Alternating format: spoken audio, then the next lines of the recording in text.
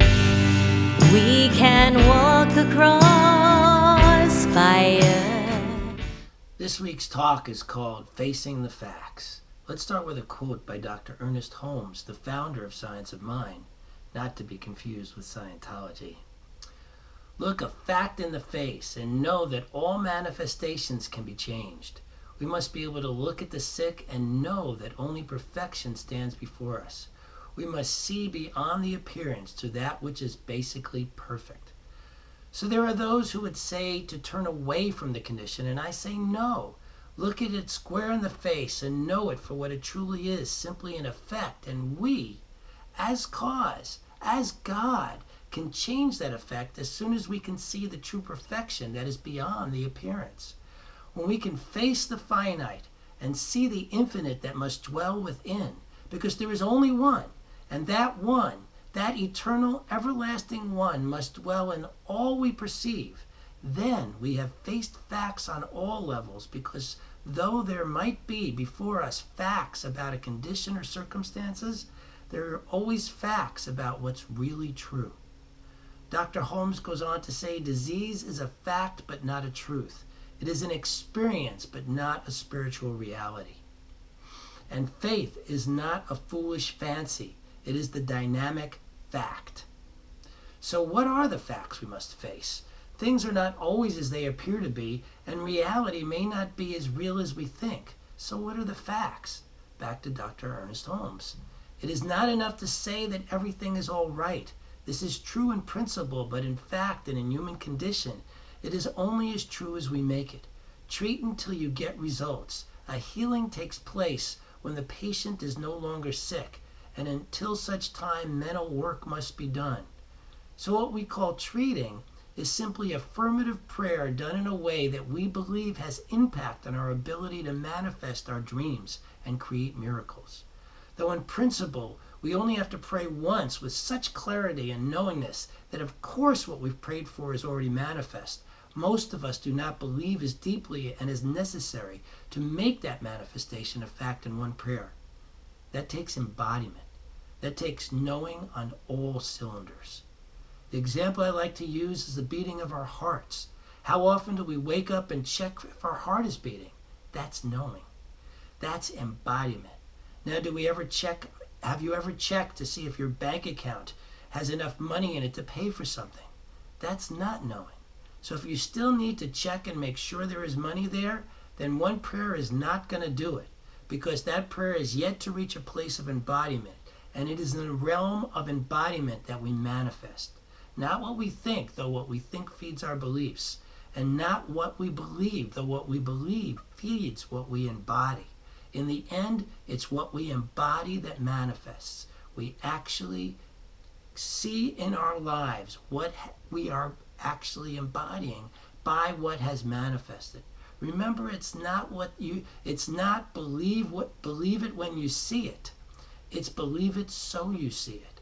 But it's not fake it till you make it either. It's facing the fact that maybe you still haven't totally embodied what it is you want to create. So keep up your spiritual practice, the prayers, feeding your beliefs, feeding what you embody, until you feel it with such complete certainty that it shows up. It means not lying to yourself or trying to convince yourself in believing in something you actually don't believe. It takes the deepest of honesty with yourself to know what you don't know, so you can learn what still needs learning. The deeper we accept our having what we desire as fact, the stronger the power to bring it into physical form. Back to Dr. Ernest Holmes. Our mental acceptances should be filled with conviction, warmth, color, and imagination. The creative power responds to feeling more quickly than any other mental attitude. Therefore, we should try to feel the reality of what we are doing when we give a treatment. This reality is felt as we become more and more convinced that spirit responds to us. Again, this is not trying to convince ourselves of something we don't believe, but allowing ourselves to truly believe. It's a subtle but important difference. We must relax into the calm assurance that our lives work magnificently, and yet be disciplined enough to do our spiritual practice regularly and as often as we need to remind us of the facts. So here's a fact worth facing, stated by Dr. Holmes. One of the most important things for us to remember is that we are always causing something to be created. Consciously or unconsciously, our creative process is giving direction to the one, creating our reality. The more we can understand and accept this fact without blame, but with full responsibility, the more we can use our discipline to train ourselves to practice knowing truth until we embody the truth. We do not need our discipline to know our heart is beating. Once the truth is embodied, our discipline is no longer needed to create. We will know the form we visualize is already at hand, and it will be so. I love this reminder by Dr. Holmes. One treatment would heal if there were no subjective doubts. Repeated treatments induce within consciousness a definite concept of an already established truth, even though the fact may not as yet been objectified. And what he means by objectified is showed up. That even though it hasn't showed up, it's still a fact once we know it to be that fact. So it is our doubts that get in the way of our creations, not the obstacles that appear before us. Those obstacles are simply the reminders that we still have doubts, and thus we still have prayer work or treatment to do. It doesn't matter what the circumstances are currently, we can change them. That's a fact worth facing. In fact, everything in the universe is constantly changing. We must recognize the creative process is forever operating on our behalf, and that all circumstances are in flux. Our job is to know the truth, and the truth is that we are powerful, creative, spiritual beings, creating our lives working magnificently out of the one, the thing itself, as us, and that we create as infinite spiritual beings. Anything less than this is not the truth, is not a fact. So there's nothing we need to turn away from, for in every circumstance is the infinite perfection ready for us to embrace. Anything that appears in the way of our dreams is simply God reminding us of the God beings we are. One of our practitioners spoke this so clearly when she said the pile of bills that poured onto her in a short period of time simply reminded her how abundant she must be, because of course all those bills would be paid. What an amazing attitude to have, and with that kind of true embodiment, those bills will be paid. In fact, most likely already are, because that kind of embodiment has a way of manifesting quite fast. Ash and I wanted to make a music video.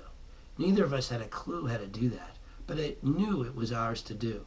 So we recorded the song, which is something I know a lot about, and then began the work on making the video. To steepen the mountain we needed to climb to get this done, there was a deadline for a contest we wanted to enter. So every day, I would read about what we needed to do, then we'd go do it. Read some more, then we'd go do it. We shot film, then reshot again and again. I read manual after manual and watched tutorial after tutorial, learning how to edit, frame, and color the film, using software I'd never used before. The world of film has its own language, so I was learning a foreign language, and I'd love to tell you, through all this, that I stayed calm and collected, knowing the truth that we'd get it done in time, and it would be wonderful, but that would not be the facts. I, on many occasions, faced the facts of the momentous task I had taken on, and had my moments of freaking out. When I can tell you is because I have developed the habit of spiritual practice. Each time I freaked out, I went back into prayer until I returned to the calm assurance that not only was time on my side, but I had the resources necessary to put together something wonderful. Ash and I did this together, over and over, reminding ourselves of the truth of who we were. I'm not seeing the facts and facing the facts if I am not in alignment with the divine. I'm only seeing part of the picture. We need to remind ourselves of the deeper perfection that must be, whether my computer is crashing over and over again and I'm losing the last 3 hours of work, which happened a couple of times, or the software won't export the video properly so it looks very different from how it looked inside the software, or because the viewfinder on our camera is so small, I didn't see an issue with the video that made the whole day's shoot not usable. Or following the manual's instructions step by step, and the results of an effect being tremendously different from what was expected time and time again. All these things were simply allowing me the opportunity to again and again come back to that deeper knowing.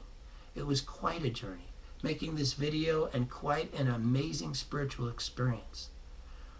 I had the opportunity so many times to face the facts and then remember the truth. And that's what we're here to do. Face the facts and remember the truth, time and time and time again. Remembering the facts are not so cut and dry, and that everything is in flux. This is what Christ was talking about when he said he and the Father were one. He knew that was a fact. Dr. Holmes tells us the Christ consciousness is where a sense of the oneness of all life so enters our being that there is no sense of otherness. It is here that the mentality performs seeming miracles, because there is nothing to hinder the whole from coming through. We can do this only by providing the mental equivalence of life, by dwelling and meditating upon the immensity of life, and the fact that as vast, as immense, as limitless as it is, the whole of it is brought to the point of our own consciousness. This is the fact of who we truly are, immense and limitless, brought to the point of our own consciousness. When we face that fact, life is truly miraculous. Thank you. I love you. When we believe